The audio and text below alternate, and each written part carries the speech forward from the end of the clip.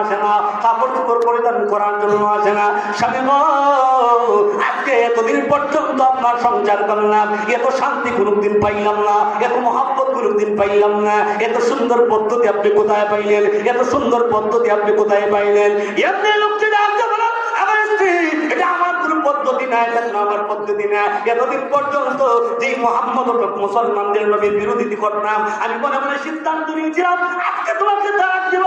কিন্তু বাজারে যাওয়ার সময় রাস্তার মধ্যে মোহাম্মদ একটা ওয়াজ করতে, যে স্বামী আর স্ত্রীর মতো মহব্বত পাইতে গেলে এক প্লেটে জোড়া খাবার খায়, এটা আমার কোনো পদ্ধতি না, এটা হলো মুসলমানদের নবী মোহাম্মদের পদ্ধতি। আমার স্ত্রী, এটা আমার পদ্ধতি না।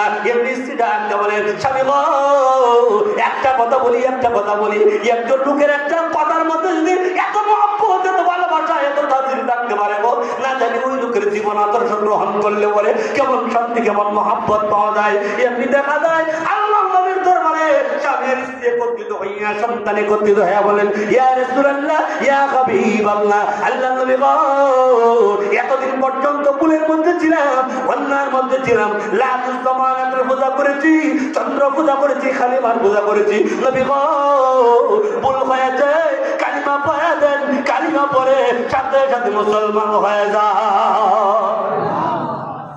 এবার বলুন, নবীর সুন্নতের দাম আছে কি?